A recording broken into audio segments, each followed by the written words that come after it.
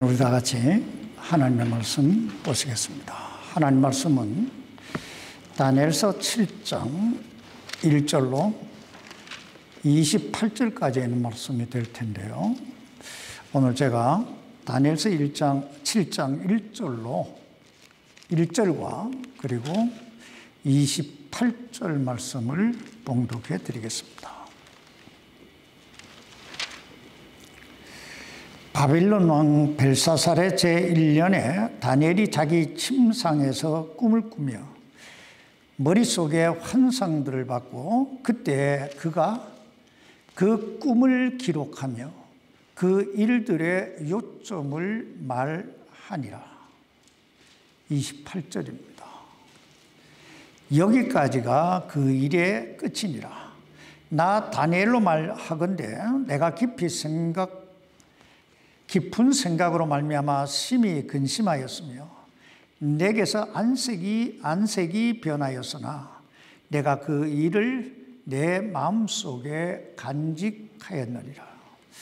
살아계신 아버지 하나님, 우리가 참 이렇게 하나님의 놀라운 사랑 안에 거하게 해주시는 것 너무너무 감사합니다. 그리고 참 우리에게 이 하나님의 말씀을 들을 수 있는 이 특권을 주신 것 얼마나 감사한지요. 하나님, 우리가 한 번도 가보지 않은, 살아보지 않은 그 내일 일을 알지 못하는 인생을 살면서 이 하나님의 말씀을 통해서 우리 삶 속에 어떤 일이 일어나고 앞으로 이 역사에 어떤 일들이 일어날 것인가 미리 가르쳐 주시고 보여주시니 얼마나 감사한지요.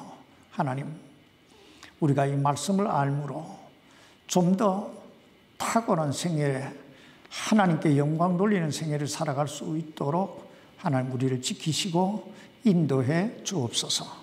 오늘도 이 연약한 종을 붙드시고 성령 안에 붙들어 사용해 주옵시기를 예수님의 이름으로 간절히 기도하옵나이다.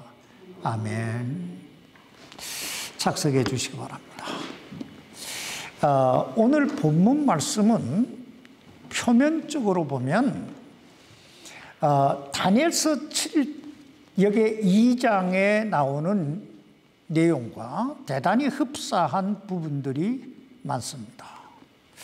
그러나 그 중심 사상에 있어서는 참 많이 차이가 나요.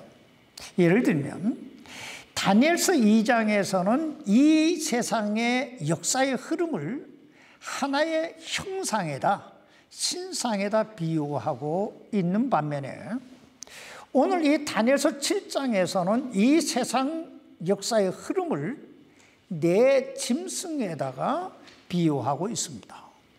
또 다니엘서 2장은 예수 그리스도의 그 초림에서 시작해서 예수 그리스도의 재림 때 이루어지게 될 메시아 왕국의 비전의 그 중심을 두고 있다면 이 다니엘서 7장은 좀 더 구체적으로 예수 그리스도의 재림 때에 이루어지게 될 그 적그리스도의 최후의 심판과 하나님의 왕국의 그 초점이 맞춰져 있습니다.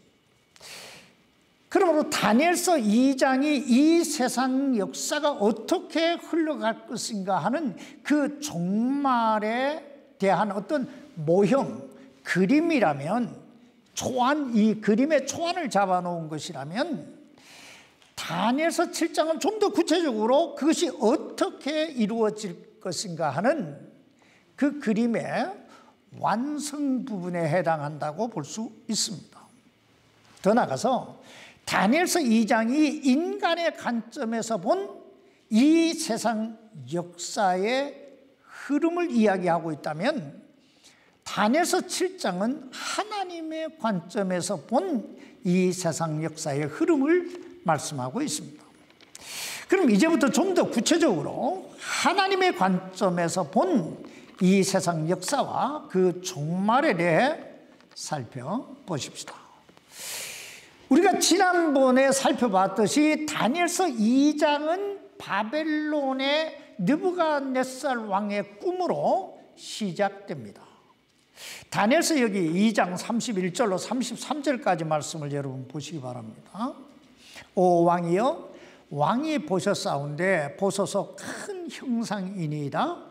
이 큰 형상이 왕의 앞에 섰는데 그것의 광채가 뛰어나며 그것의 형태가 두려웠고 그 형상의 머리는 정금이요 그의 가슴과 두 팔은 은이요 그의 배와 두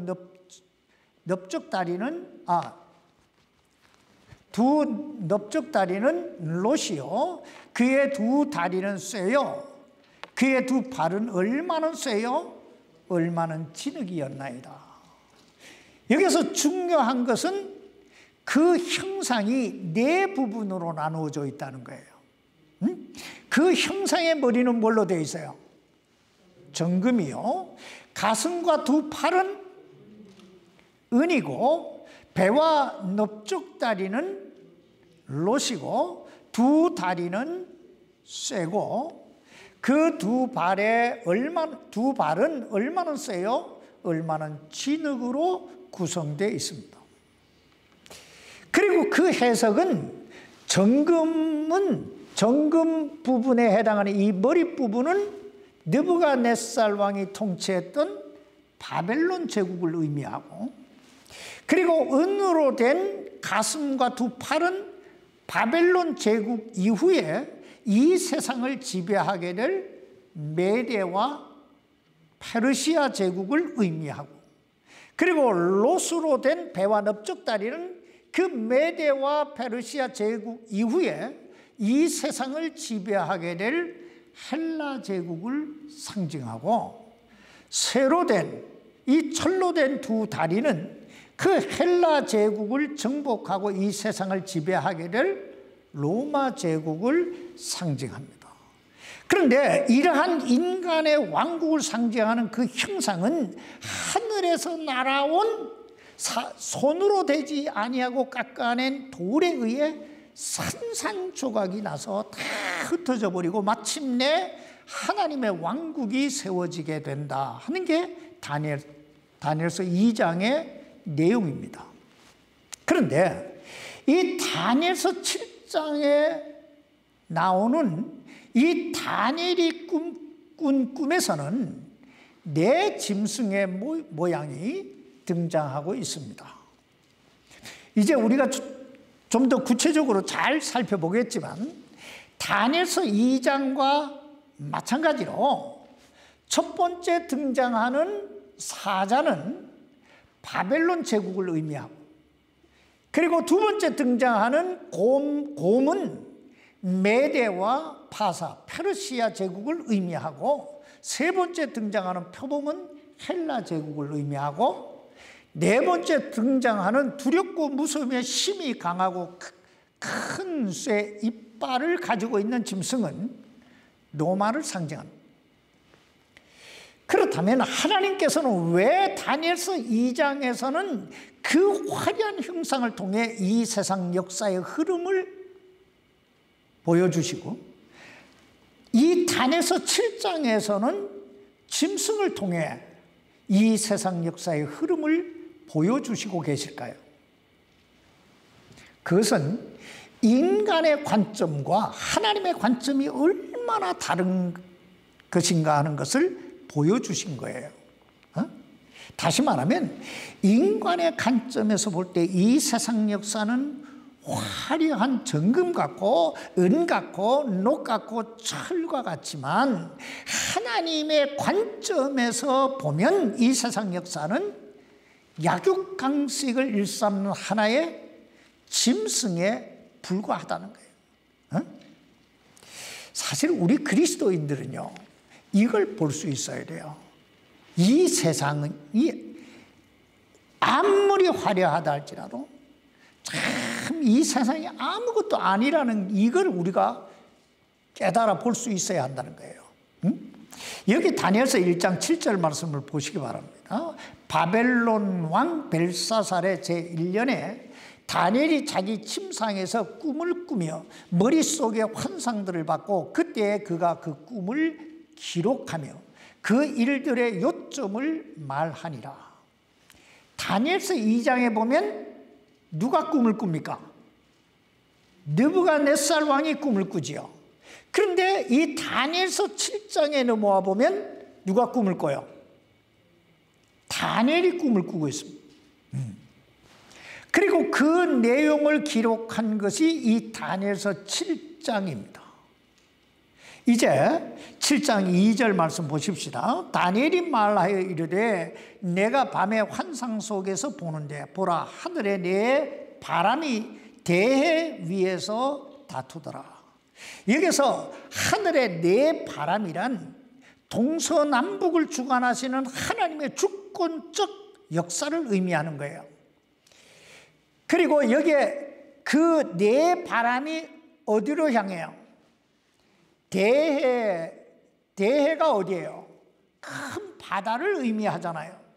보편적으로 바다는 이 세상을 상징합니다. 다시 말하면 하나님께서 이 세상 역사를 주관하고 계신다 하는 말씀이에요. 계속 3절을 보십시다. 또 서로 다른 큰 짐승 넷이 그 바다에서 올라왔더라. 여기서 큰 짐승 넷은 이 세상을 지배하게 될 네 제국을 의미합니다. 다시 말하면 다니엘이 밤의 꿈속에서 그 머릿속에 환상들을 받았는데 하나님의 주권 아래 이 세상을 지배하게 될 네 짐승, 즉 네 제국이 일어나더라는 것입니다. 여기 4절 말씀 보세요. 첫째 짐승은 사자와 같으며 독수리의 날개들을 가졌는데 내가 그것의 날개들이 뽑힐 때까지 바라보니라. 또 그 짐승이 땅에서 들려 사람과 같이 두 발로 서게 되었으며 또 사람의 마음이 그 짐승에게 주어졌더라. 자, 이제 그 첫 번째 짐승이 모습을 드러내는데 그 짐승은 뭐와 같아요? 사자와 같습니다. 성경학자들은 이 첫 번째 짐승, 이 사자를 가리켜 느부갓네살 왕이 꿈에 보았던 그 형상의 머릿부분에 해당하는 바벨론 제국을 상징한다는데 그 해석을 일치하고 있습니다. 그런데 이 사자는 독수리의 날개들을 가졌더라 이렇게 말씀하고 있어요. 여러분, 사자에게 독수리의 날개가 있다는 것이 무엇을 의미하는 것일까요? 사자에게 독수리의 날개가 있다는 건 그만큼 바벨론 제국이 강하고 강성하고 날렵했다는 거예요. 사실 역사적으로 바벨론 제국은 이 세상을 가장 빨리 지배했던, 정복했던 나라입니다. 그런데 그 날개들이 어떻게 됐다고 말씀하고 있어요? 뽑혔다고 말씀하고 있죠. 이건 우리가 다니엘서 4장에 보았듯이 느부갓네살 왕이 교만함으로 하나님의 징계를 받아 미친 사람이 되어 몇 년 동안 광야를 헤맵니까? 7년 동안 광야에서 짐승처럼 살게 될 것을 의미하는 거예요. 그리고 그 후에 그 짐승이 땅에서 들려 사람과 같이 두 발로 서게 되었으며 또 사람의 마음이 그 짐승에 주어졌다는 건 느부갓네살 왕이 회개함으로 하나님께서 그를 다시 사람처럼 회복시켜 주셨다는 거예요. 그리고 또 이 말씀은 한편 다른 의미를 가지고 있는데 그렇게 강성했던 바벨론 제국이 서서히 그 힘을 잃어가고 있다는 의미이기도 합니다. 근데 그러므로 우리는 여기에서 두 가지 사실을 배울 수 있어야 되는데 첫째는 아무리 사자같이 힘이 세고 독수리같이 날렵한 사람이라 할지라도 그래서 그 사람이 성공에 성공을 거듭했다 할지라도 교만하면 즉 하나님보다 자신을 앞세우기 시작하면 어느 날 그 날개가 뽑힐 수도 있다는 것입니다. 둘째, 우리가 이 말씀 속에서 배워야 할 교훈은 내 삶에 다가오는 고난과 고통은 나를 망하게 하기보다는 나를 사람처럼 살게 하시려는 하나님의 손길일 수 있다는 거예요. 만약 여러분 가만히 생각해 보세요. 만약에 느부갓네살 왕에게 그 엄청난 고난과 시련이 없었다면 그가 어떻게 회개하고 하나님께 돌아왔겠어요? 절대로 안 돌아올 사람이에요. 그러므로 고난이 다가오면 첫째는 나 자신을 돌아봐야 돼요. 나 자신을 둘째는 위를 봐야 돼요. 하나님을 바라봐야 돼요. 그리하면 우리 하나님께서 우리를 치유하시고 새롭게 해주실 줄 믿습니다. 이제 5절에 보면 두 번째 짐승이 등장합니다. 5절입니다. 또 보라, 다른 짐승 곧 둘째 짐승은 곰과 같은데 그 짐승이 한쪽에서 몸을 일으켜 세웠으며 자기의 이빨 사이에 갈빗대 셋을 물었더라. 그들이 그 짐승에게 이같이 이르기를 일어나서 많은 고기를 먹어 치우라 하더라. 여기 이 두 번째 짐승이 등장합니다. 그런데 그 모양이 뭐와 같아요? 곰과 같아요. 성경학자들은 이 두 번째 짐승을 가리켜서 느부갓네살 왕이 보았던 그 형상의 두 번째 부분, 은혜 부분에 해당하는 곧 메대와 페르시아 제국이라고 해석합니다. 그런데 그 짐승이 한쪽에서 몸을 일으켰다고 말씀하고 있죠.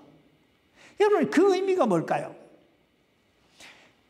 한쪽에서 몸을 일으켰다라고 하는 말은 후일에 메대가 페르시아 제국의 고레스 왕에 의해 흡수 통합되어질 것을 의미하는 거예요.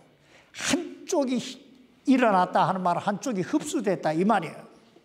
그리고 그 입에 자기 이빨 사이에 갈비뼈 셋을 물었더라 하는 말은 그 페르시아 제국이 바벨론을 비롯해서 그 당시 존재했던 리비안 제국과 에집트 제국을 정복하리라는 뜻입니다. 그리고 많은 고기를 먹어 치우라는 말은 그 페르시아 제국이 전 세계를 지배하기 시작했다 이런 뜻이에요. 그리고 6절에 보면 또 다른 세 번째 짐승이 등장합니다. 6절입니다.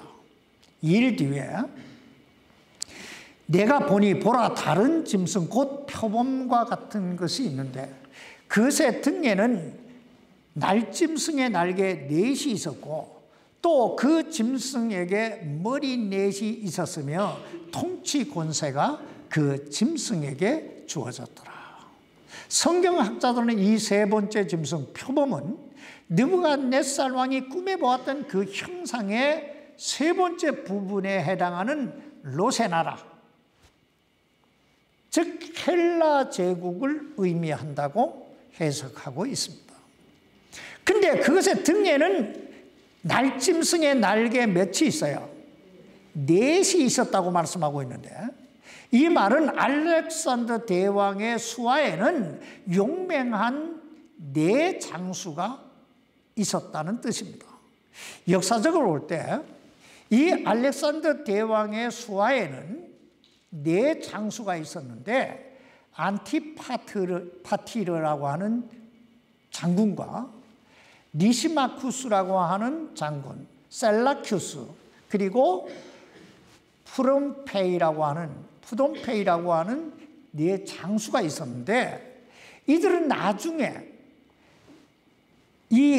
뭐라고 말씀하고 있냐면 그 짐승에게 머리 넷이 있었으며 이랬잖아요. 이 머리 넷이 있었다는 말은 헬라의 알렉산더 대왕이 죽었을 때 이 네 사람이 그 헬라 제국을 네 등분해서 통치하게 됐다 하는 뜻입니다. 그리고 이제 네 번째 짐승이 등장하는데 7절 말씀 보세요. 이 일 뒤에 내가 밤의 환상들 속에서 보는데 보라, 넷째 짐승은 두렵고 무서우며 힘이 강하고 또 큰 쇠 이빨을 가지고 있어서 삼키며 산산조각내고 그 나머지를 자기 발로 짓밟았더라. 그 짐승은 그것 전에 있던 모든 짐승과 다르고 또 10뿔을 가졌더라. 이 네 번째 짐승은 느부갓네살 왕이 꿈에 보았던 그 형상의 네 번째 부분에 해당하는 철의 나라, 쇠의 나라, 로마를 상징합니다. 이 로마는 다니엘의 표현과 같이 두렵고 무섭고 강하고 사나워서 큰 그 쇠 이빨을 가지고 있어서 삽시간에 이 세계를 정복해 들어갑니다. 그런데 이 말씀을 자세히 보면 다니엘서 2장에 나오는 그 표현과는 좀 다른 표현이 나오는데, 여기 7절 하반절 말씀 보세요. 또 10뿔을 가졌더라. 보편적으로 성경에서 뿔은 무엇을 상징합니까? 뿔은 왕을 상징합니다. 그러므로 이 말씀은 그 로마의 옛 그 로마 판도에 새로운 10나라가 일어나게 될 것이다, 이런 뜻이에요. 오늘 이 다니엘서 7장 24절 말씀 보시기 바랍니다. 24절입니다. 또 이 왕국에서 나온 10뿔은 앞으로 일어날 몇 왕이에요? 10왕이요. 그들 뒤에 다른 왕이 일어날 터인데 그는 먼저 있던 자들과 다르고 또 새 왕을 정복하리라. 얼마 전까지만 해도요, 사람들은 그 옛 로마가 지배했던 그 판도에 10나라가 연합하게 되리라고 하는 일에 대해 상상도 못했어요. 그러나 지금 어때요? 지금 유럽 공동 10개국이 형성되고 화폐가 유로로 바뀌고, 그리고 그들이 한 왕을, 그 대통령을 선출한다고 이야기하고 있잖아요. 여러분, 이 얼마나 놀랍습니까? 이 다니엘서가 쓰여진 때가요, BC 606년부터 506년 사이예요. 그러니까 지금으로부터 2600년 전에 쓰여진 책이 다니엘서입니다. 그런데 어떻게 이렇게 하나 정확하게 전부 맞아 들어가고 있잖아요. 여러분, 이 얼마나 놀랍습니까? 근데 사실은요, 우리 그리스도인에게는 놀랄 일도 아니에요. 왜냐하면 우리는 이 말씀이, 이 성경이 하나님 말씀이라고 믿기 때문입니다. 하나님은 모르시는 일이 없으시잖아요. 못하실 일도 없으시고. 이제 열왕시대까지 온 거예요. 자, 이제 8절 말씀 보십시다. 내가 그 뿔들을 깊이 살펴보는데 보라, 다른 작은 뿔이 그것들 가운데서 나오더니 처음에 뿔들 중에 셋이 그것 앞에서 뿌리채 뽑히더라. 또 보라, 이 뿔에는 사람의 눈 같은 눈들이 있고 또 큰 일들을 말하는 한 입이 있더라. 여기 보면 대단히 특이한 일이 벌어지고 있어요. 그 열왕들 사이에서 다른 작은 뿔 하나가 쓱 등장하는데, 근데 이 뿔은 세 가지 특징을 가지고 있어요. 첫째는 이 뿔이 등장하니까 처음 뿔 셋이 뿌리채 뽑히더라, 이렇게 말씀하고 있잖아요. 그러니까 뿌리채 뽑힐 정도로 이 강력한 힘을 가지고 있다는 걸 우리가 볼 수 있어요. 이 뿔이. 두 번째는 이 뿔에는 사람의 눈 같은 눈들이 있고, 이렇게 말씀하고 있죠. 우리는 이 말씀 속에서 이 뿔이 아주 인자한 모습을 가지고 있다 하는 걸 보게 돼요. 그리고 세 번째는 큰 일들을 말하는 한 입이 있더라, 이렇게 말씀하고 있죠. 이 말씀 속에서 알 수 있듯이 이 뿔은 대단한 언변을 가지고 사람들에게 엄청난 영향력을 미치게 될 것이다 하는 걸 볼 수 있어요. 그렇다면 과연 이 뿔은 누구를 가리키는 말일까요? 여기 다니엘서 7장 20절 말씀 여러분 보시기 바랍니다. 또 내가 그의 머리에 있던 열뿔과 또 솟아난 다른 뿔에 대한 진실을 알고자 하였는데 그것 앞에서 세계가 무너졌더라. 그 뿔에는 눈들도 있고 심히 큰 일들을 말하는 입도 있더라. 그것의 모습이 그의 동료들보다 더 견고하더라.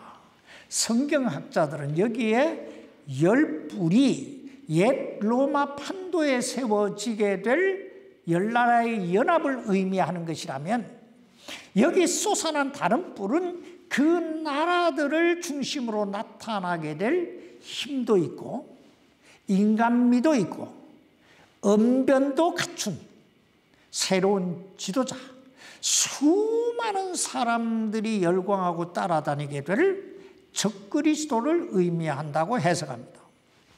저는 그 해석에 전적으로 동감합니다. 자, 이제 곧 옛 로마 판도에 열나라가 세워진 것 같이 솟아난 다른 뿔, 즉 적그리스도가 이 세상 역사에 등장하게 될 것입니다. 아니, 지금도 이 역사 속에 활동하고 있는지도 몰라요. 그는 세 가지를 가지고 있어요. 첫째는 권세가 있어요. 힘이 있어요. 둘째는 아주 인자한 어떤 인간미를 가지고 있어요. 그리고 셋째는 그 입에는 큰 일들을 말하는 언변, 뛰어난 언변, 설득력, 영향력이 있어요. 그러므로 사람들은 그를 향하여 열광하게 될 것입니다. 그러나 우리가 알아야 할 건 그는 가죽을 쓴, 양가죽을 쓴 일이라는 거예요. 적그리스도라는 거예요. 그렇다면 하나님께서 왜 이 말세가 되면 이 적그리스도를 이 땅에 용납하셨을까 하는 거예요. 왜 이 말세에 적그리스도를 용납하셨을까? 수많은 해석이 가능할 거예요. 그러나 제 생각에는 하나님께서 마지막 시대에 우리에게서 보시기 원하시는 것이 뭘까 하는 거예요. 여러분, 주님께서 마지막 시대에 우리 안에서 보기를 원하시는 게 뭘까요? 자, 주님이 이렇게 말씀하세요. 인자가 사람의 아들이 임할 때 이 세상에서 믿음을 보겠느냐.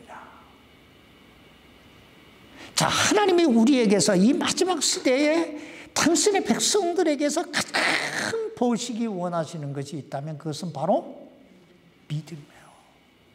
우리 안에 믿음이 있는가? 그러므로 사랑하는 성도 여러분, 우리가 어떤 일을 만나든 또 어떤 유혹이 오든 어떤 고난이 닥치든 흔들리지 말고 이 하나님 말씀 꽉 붙들고 사시기를 바랍니다. 왜냐하면 이제 곧 우리 주님이 재림하실 것이기 때문입니다. 오늘 이 다니엘서 7장 9절로 12절까지 말씀을 보시기 바랍니다. 그 왕자들이 무너져 내릴 때까지 내가 보니 옛적부터 계신 이가 앉아 계시는데 그분의 옷은 눈같이 희고 그분의 머리털은 순결한 양털 같으며 그분의 왕자는 맹렬한 불꽃 같고 그분의 바퀴들은 타오르는 불 같더라. 불같은 시내가 그분 앞에서 흘러나오고 천천히 그분을 섬기며 만만히 그분의 앞에 서 있더라. 심판이 준비되고 책들이 펴져 있더라. 그때 내가 그 뿔이 뿔이 낸 엄청난 말들의 소리로 인하여 보았으니 곧 그 짐승이 죽임을 당하고 그의 몸이 파멸을 당하여 타오르는 불꽃에 넘겨질 때까지 내가 바라보니라. 그 나머지 짐승들로 말하건대 그들이 자기들의 통치 권세를 빼앗겼으나 그들의 생명은 한 시기와 한때 동안 연장되었더라. 여러분, 이 장면은 어떤 장면일까요? 이 장면은 바로 하나님의 심판을 받은 마귀 사탄이 결박돼서 1000년 동안 무저갱 속에 갇히게 될 것을 이야기하고 있는 거예요.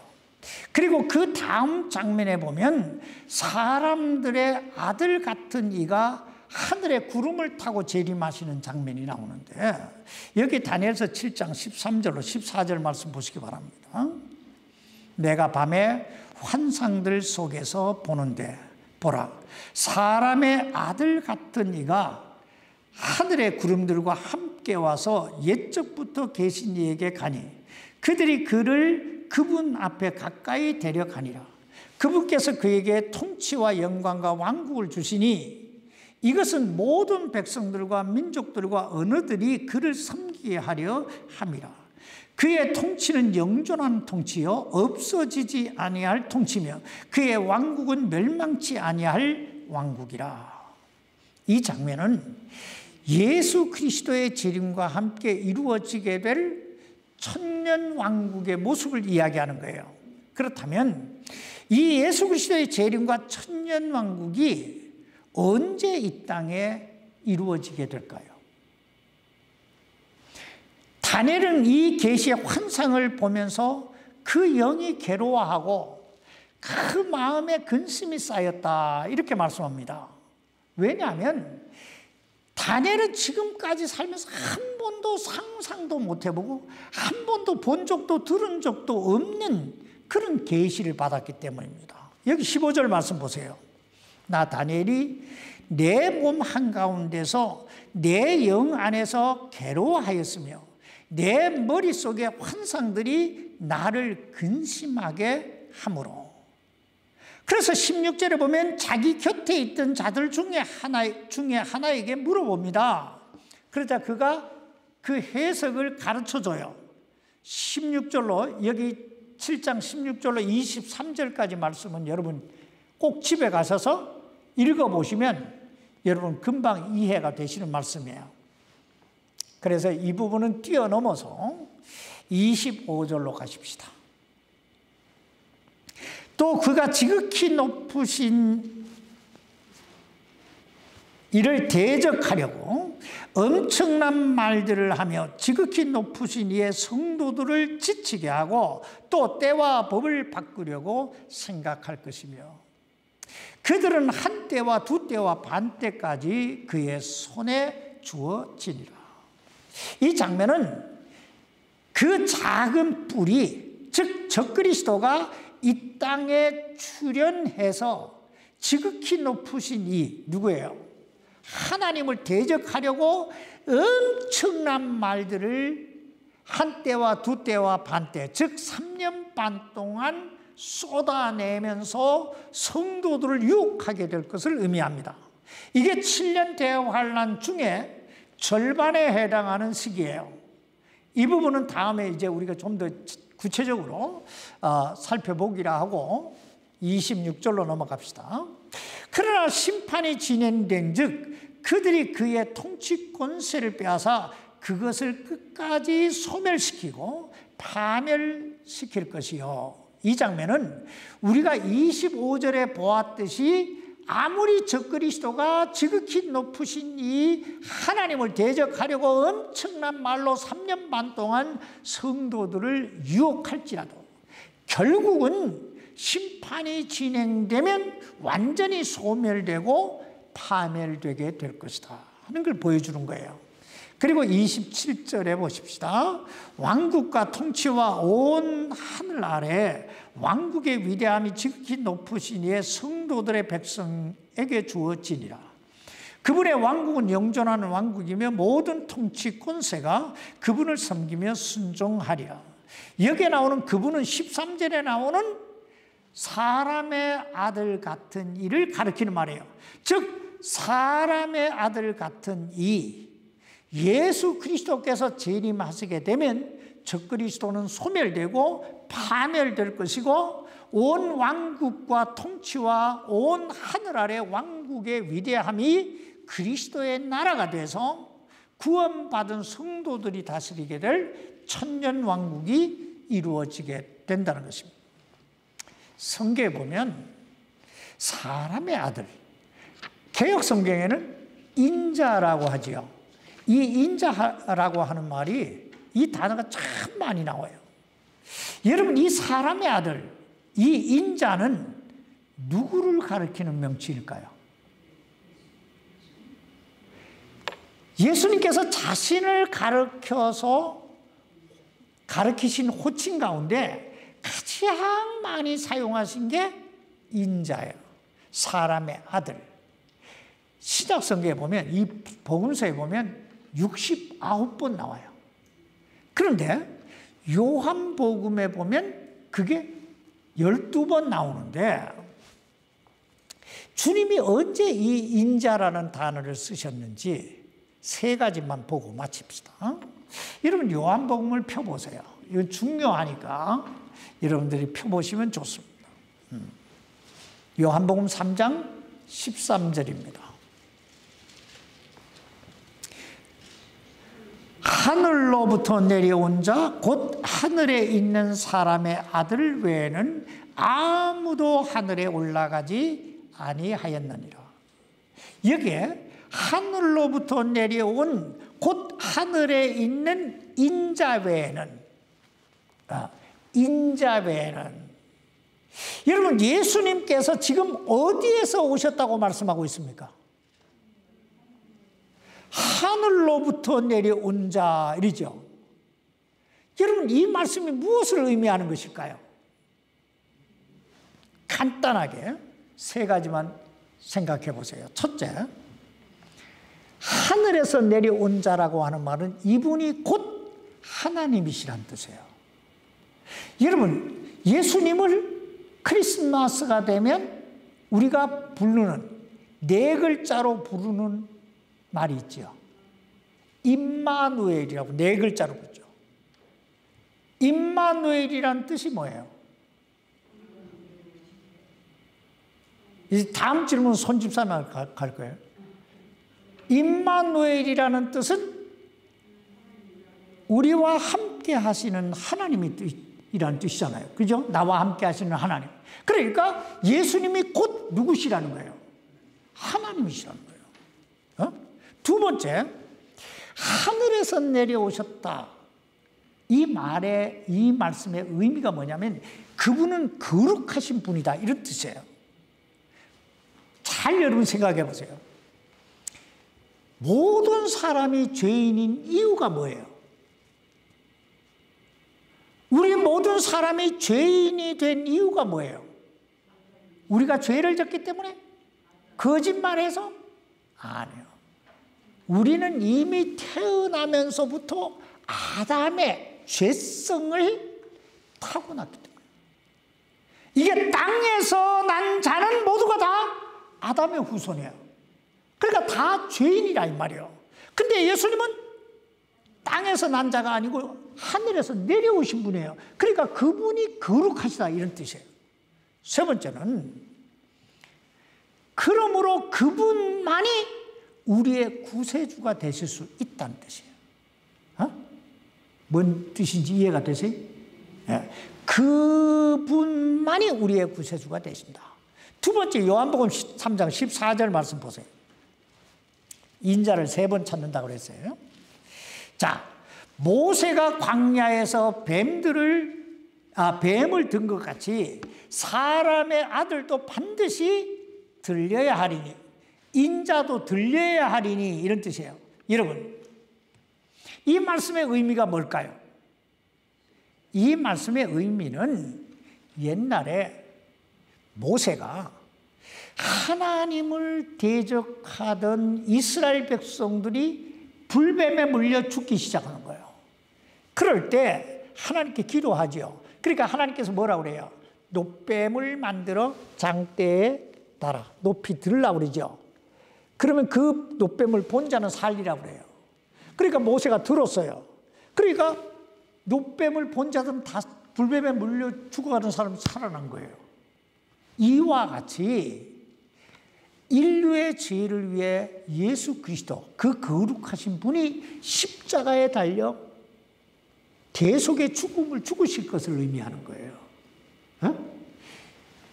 자, 그분 때문에, 그 십자가 때문에, 그 대속의 죽음 때문에, 그 보혈 때문에 우리가 구원받은 줄 믿습니다. 자, 마지막 세 번째입니다. 요한복음 5장 25절로 27절입니다. 진실로 진실로 내가 너희에게 이르노니 죽은 자들이 하나님의 아들의 음성을 들을 때가 오고 있는데 곧 지금이라. 듣는 자들은 어떻게 해요? 살리라. 아버지께서 자기 속에 생명이 있는 것 같이 아들에게도 주사 그 속에 생명이 있게 하셨고 또 그가 사람의 아들이므로 그에게 또한 심판을 집행할 권위를 주셨느니라. 이 말씀은 예수님께서 재림하시게 되면 그 그리스도 예수 안에서 죽은 자들이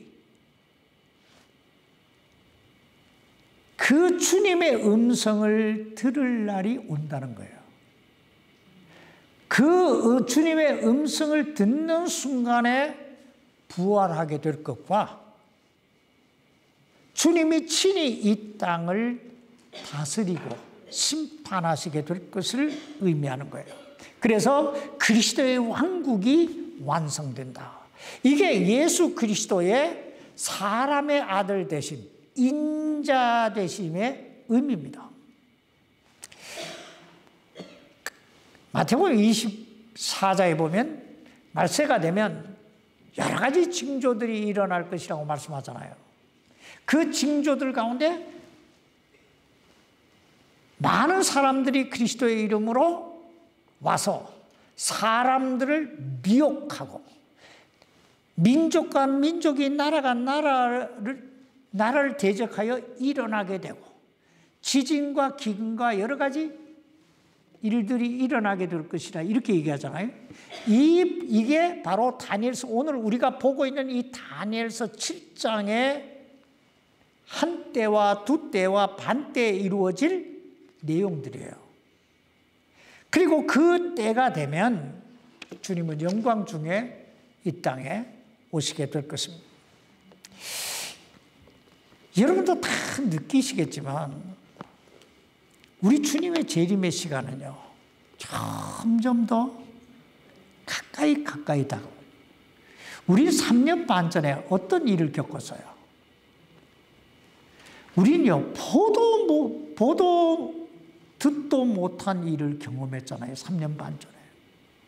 여러분 뉴스에 보셔서 다 아시겠지만